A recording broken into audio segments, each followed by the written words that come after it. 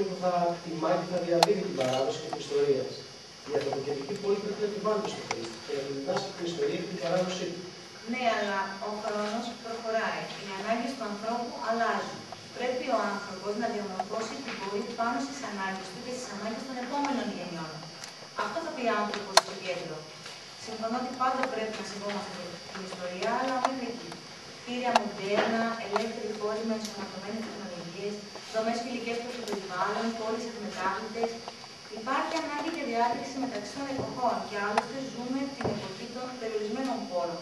Πώς μπορούμε να ζητάμε δομές μπαρόκου και αναστηλώσεις μνημείων, πλατείες με Wi-Fi, αυτή είναι η επικοινωνία σήμερα. Ποδηλατόδρομοι για φιλικές προς το περιβάλλον μετακινήσεις, ψηλά μοντέρνα κτίρια για να μειωθεί η καλυπτόμενη επιφάνεια γης που απαιτείται, για να στεγαστούν όλοι οι πολίτες και να δημιουργήσουν έτσι ελεύθερους χώρους πρασίνου. Είναι η εποχή που ο χρήστης της πόλης θα κατανοεί και θα αναζητά να επιβληθεί πάνω σε αυτήν, να εφαρμόσει το μήνυμα που συνάδει με το χώρο από όλους, τη νέα μορφή του ανθρωπίνου γένους σήμερα. Εσείς τι πιστεύετε, τι θα ψηφίσετε? Φυσικά δεν θέλω να ρωτήσουμε τον Κατσιμέρο. Μας πείτε πώς την πόλη. Ναι, τι είναι αποψήφιο πάνω σε μια πόλη παραδοσιακή ή μια πόλη μοντέρνα. Εν τω μεταξύ, θα μπορούσε ο κόσμος σηκώνοντας πράσινα ή κόκκινα καρτελάκια να διαλέξει αν είναι μια πόλη παραδοσιακή ή μια πόλη μοντέρνα.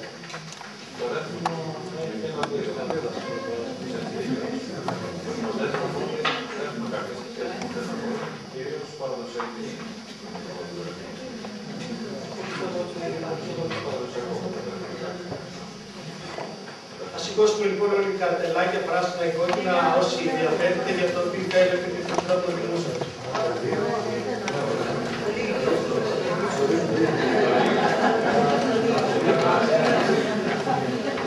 Κυρίως πράσινο, λίγο λοιπόν θα πρέπει να παραδοσιακή πόλη. Είναι πόλη χωρίς αυτοκίνητα την άλλη. Είναι μια πολύ σύγχρονη που περιορίζει τις περιβαλλοντικές επιπτώσεις της κυκλοφορίας, περιορίζει την όφηση, σέβεται τον κάρτη του επισκέπτη και γενικότερα τον χρήστη, εκτός εξάλλου του άνθρωπου του χρήστη. Είναι μια πόλη βασισμένη σε πρώτο παγκόσμιο ανάπτυξη. Αυτό δεν σημαίνει ότι έχει την εξάρτηση των φυσικών πόρων. Προκειμένου όμως να εξαντλεί τις ανάγκες της προσβασιμότητας, βασική αρχή της αποδοτηρικής πόλης, απαιτεί την ανάπτυξη με τους πλήρως σηκών συγκοινωνιών αξιόπιστων, χρονικά, οικονομικά, προσαρμοσμένων πάνω στη δομή της πόλης. Θα δώσω για παράδειγμα στο Ρέγγι, που έχει τρεις μεγάλους σταθμούς αυτοκινήτων, έναν στη δυτική πλευρά, έναν στην ανατολική και έναν στην νότια, εκεί που είναι η πλατεία του Μεσάρου Μαρτίνου. Ο κόσμος θα πρέπει εκεί να σταθμεύσει τα αυτοκίνητά του, να μεταφράζεται σε μέσα ελαφριά, σταθερή στοχιά ή σε μικρά αστικά λεωφορεία, ώστε να πραγματοποιεί όλη τη συμμετοχή του με αυτά. Αυτό θα ήταν πιο ανθρώπινο. Θα δημιουργούσαν πεζοδρόμους, χώρους αναψυχής, ποδηλατόδρομους, θα δίναμε τη δυνατότητα να γίνει μια πόλη πρώτη, οικονομικά, θα προσέχει κόσμο του παντού. Ένα τέτοιο σενάριο θα μπορούσε να ενισχυθεί ίσως και με τη μεταφορά των δημοσίων υπηρεσιών σε ένα μέγαρο υπηρεσιών που βρίσκεται σε μια λεωμαρχία. Θα μπορούσε να πας εκεί, να βρεις το αυτοκίνητό σου, να κάνεις τις δουλειές σου και να φύγεις.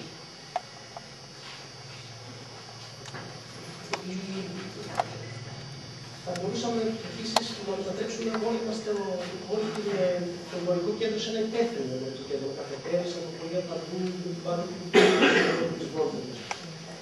Φαντάζομαι μια πόλη χωρίς καθόλου αυτοκίνητο. Καταρχάς να σου πω ότι γενικά η συγκέντρωση όλων των υπηρεσιών σε ένα μέγαρο δεν με βρίσκει πολύ σύμφωνη, καθώς όλη η κίνηση θα επικεντρωθεί γύρω από αυτή την περιοχή. Και καταρχάς, και η απαγόρευση κυκλοφορίας των οχημάτων στο κέντρο της πόλης είναι μια επίπεδη κίνηση, καθώς μπορεί να οδηγήσει στην παραπονήτη. Και μάλιστα έχει γίνει και σε άλλες πόλεις. Επίσης, απαιτεί να γίνουν πολλές ακόμη ενέργειες προκειμένου κάτι τέτοιο να είναι εφαρμόσιμο. Η λύση ίσως να βρίσκεται κάπου λιγότερο ρηματικά.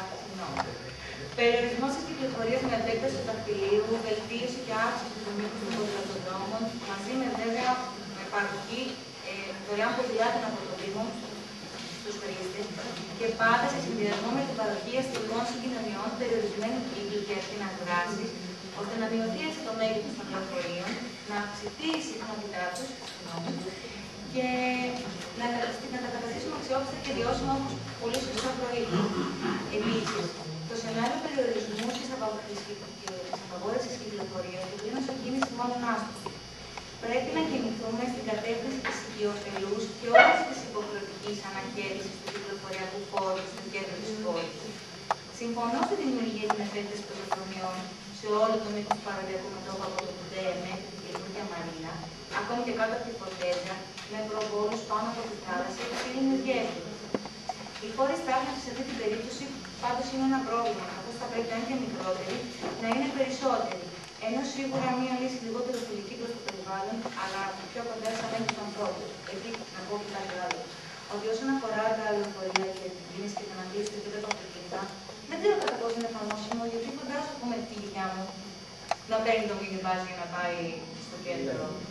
Νομίζω ότι μάλλον θα μεταφέρονταν σταδιακά υπηρεσίες περιμετρικά της πόλης, υπηρεσίες ή τα ιατρία ή όσα χρειάζονταν τους μεγαλύτερους ανθρώπους. Άσε που φιλικά αστικά μέσα προς τα νέα ή προς ανθρώπους μεγαλύτερους ηλικία θα μπορούσαν να εφαρμοστούν. Δεν ξέρω, νομίζω να απευθυνθεί ο Κάλλης του Βέλου. Πράσινες καρτερίτσες λοιπόν είναι μια πόλη χωρίς αυτοκίνητα και κόκκινες είναι μια πόλη με λιγότερα αυτοκίνητα.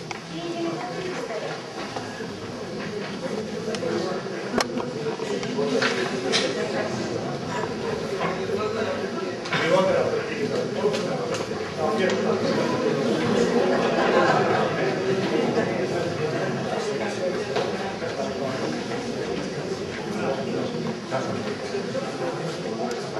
οι ελεύθεροι δημόσιοι αστικοί χώροι αποτελούν μεγάλη αξία για το οικονομικό της πόλης. Είναι ένα αστικό διάλογο. Δεν χρειάζεται αξιοποίηση. Είναι αξία από μόνο.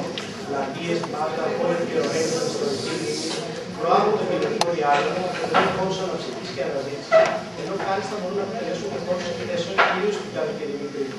Η ανθρωποκαιρική πόλη έχει ανάγκη τους ελεύθερους χώρους, προκειμένου να μπορέσουμε μέσα εκεί να δημιουργήσουμε. Σίγουρα και τα μεθυμένα υπόπεδα θα πρέπει ο Δήμος να τα φροντίσει, να εκμεταλλευτεί χωρίς όμως τοπικοποιοποίηση, χωρίς άνηση και εκβιαστική ανάπτυξη. Αυτό θα αποβεί σε βάρος της ανθρώπινης υπόστασης της πόλης. Μια πιατσέτα στην πλατεία του Τεσσάρου Μαρτύρων με πολλά διάφορα γυάλινα περίπτερα εκθέσεων εκατέρωθεν θα έδινε χώρο δράσης για τους συλλόγους, για συλλογικές προσπάθειες, για πολιτιστικές εκδηλώσεις, σε ομάδες που σκοπό την παραγωγή του πολιτισμού και την επέκταση της ανθρώπινης υπόστασης. Δεν ξέρω αν στην αναζήτηση της ανθρωποκεντρικής πόλης επικεντρωνόμαστε περισσότερο στην δευτερεύοντα στοιχεία. Η υγιής ψυχή πρέπει να ζει σε ένα υγιές σώμα. Υπάρχει ανάγκη για εργασία στις μέρες μας. Αυτή είναι η μεγαλύτερη ανάγκη και δυστυχώς η μεγαλύτερη ελπίδα του σύγχρονου ανθρώπου. Οι ελεύθεροι αστικοί χώροι, όπως οι Αθηνικοί, μπορούν να αποτελέσουν χρυσή ευκαιρία αν αξιοποιηθούν τουριστικά ή και εμπορικά. Μπορούν να προσφέρουν πολλές θέσεις εργασίας στις συμπολίτες μας. Αν είναι μάλιστα δυνατόν, οι προσπάθειες αυτές μπορούν να δειχθούν και με ένα μανδύα αντισταθμιστικών παροχών. Και τότε ίσως να μπορέσει να υπάρξει και ένα μέρος αξιοποιήσιμο σαν ελεύθερος αστικός χώρος. Η πλατεία Τεσσάρων Μαρτύρων, για παράδειγμα, θα μπορούσε να γίνει ένα εμπορικό κέντρο με πολλούς ρετενιώδεις να βρίσκουν σε αυτό δουλειά. Ή η κόβατα του Δήμου στην παραλιακή ζώνη να δοθούν μακροχρόνιο ενίκιο σε ιδιώτες προκειμένου την κατασκευή μεγάλων ξενοδοχείων και με τη δέσμευση όμως απασχόλησης 30 με 40% ερευνητών. Η ανθρωποκεντρική πόλη πρέπει να επιβιώνει την κοινωνική ειρήνη και την κοινωνική συνοχή, που επιτυγχάνονται μόνο μέσα από την εξασφάλιση μιας οικονομικής τάξης της οικογένειας. Σωστή και αυτή η άποψη. Ίσως είναι η τελευταία φορά που μάλλον σήμερα να πούμε αν δεν είναι μια πόλη βασισμένη στον πολιτισμό ή μια πόλη βασισμένη στις τρέχουσες ανάγκες του πολίτη.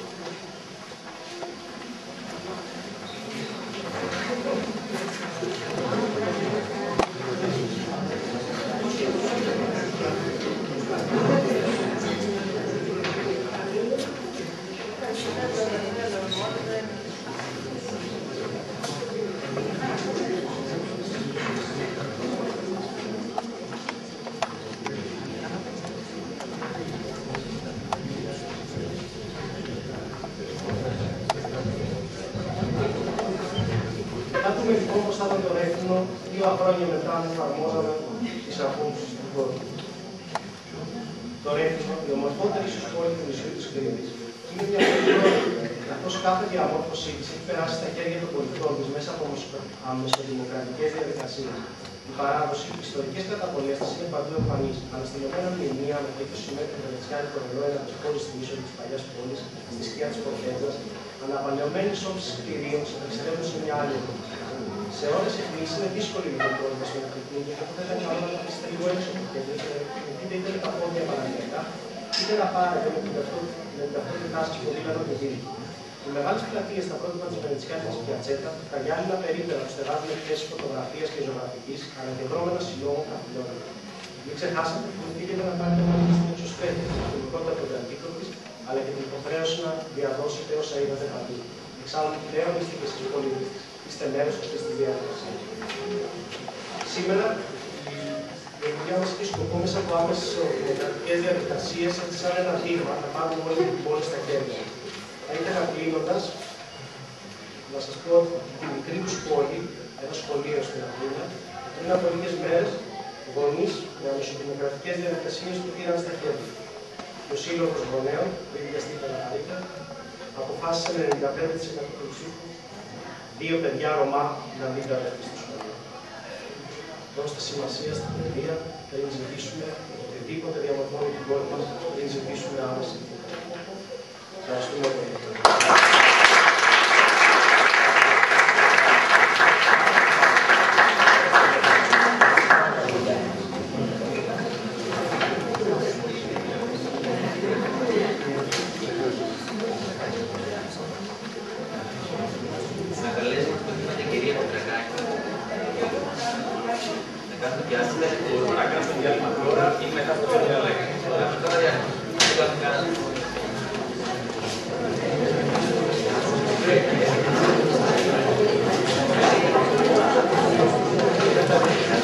Gracias.